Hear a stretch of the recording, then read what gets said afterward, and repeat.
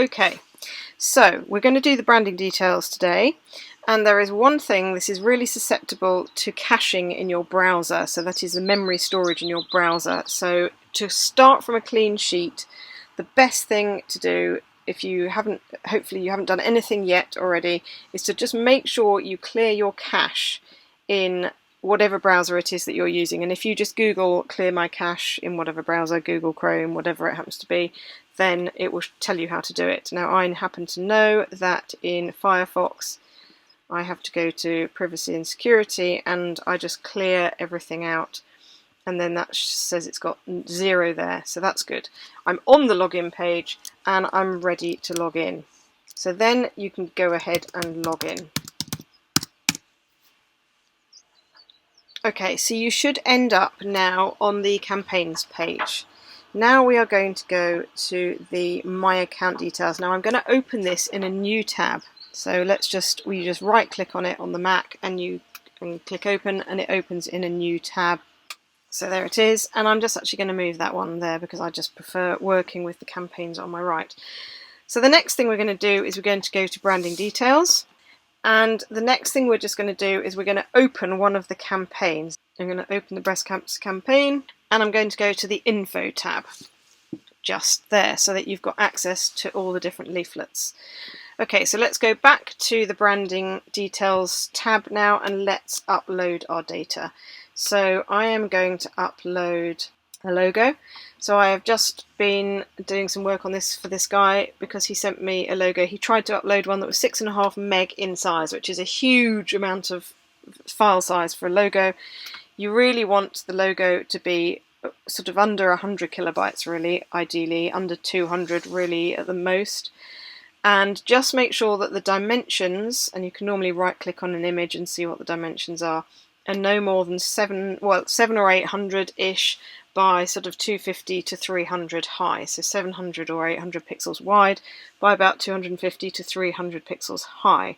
That's the optimum size. You can also do square 250 by 250. That is also a sort of size, but obviously it will be a bit smaller because the area is, as you'll see shortly, is more suited to a logo of this shape. Also make sure that your resolution is 144 or lower. So 72 dpi would be the normal screen resolution. 144 is fine. Just make sure it isn't 300 because that's print resolution and you don't need it to be that big a file. So then we're going to click open. Sorry, that is the dog. So we've uploaded the logo, and now we're just going to add a telephone number. Okay, so we enter telephone number, we enter an email address, we enter a website address, and we do not test the PDF here because that is part of the issue with the caching, and click update. Okay, once it pops back to the branding details tab, sometimes it might not, you might just need to give it a shunt. You should be able to go on there and you'll see your information. Next we're going to go into the campaign and we're going to click on one of these leaflets. And there you will see the logo with the 4 different, so your address, your company name, sorry, your telephone number, your web address, and your email address. Now, if you want to make any changes to this, if you have a particularly long details of some sort, like email address, it will compact itself into 3 rows and it will knock out one of these sets of details. And if that happens, you have the option of turning off your company name. So you can disable the company name, and that would then mean that these 3 fields are left, and they can be longer. They still can't be unlimitedly long, but it does give you some versatility there.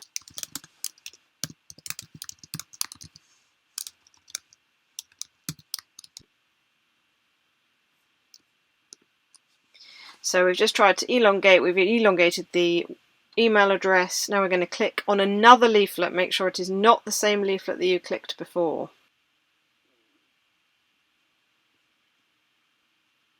And there you will see that you've got the info Co-Kinetic with longer email address and the telephone number and the website. So that is just another option if you have got longer content here. Now the other thing you can do is you can change the colour of your background. So If you go back here, you can change this to fit a logo. For example, I use a little tool called Drop. There we go, it's called Drop, but there's lots of little tools that you can use which will give you a colour swatch. The way that this guy's got his set up, I mean, this is nice, this is a great logo. There's not a lot I would have changed with this actually, because it is nice, but we could potentially change the text colour, for example. So let's just take a little swatch of that, and we can put that in the footer text colour.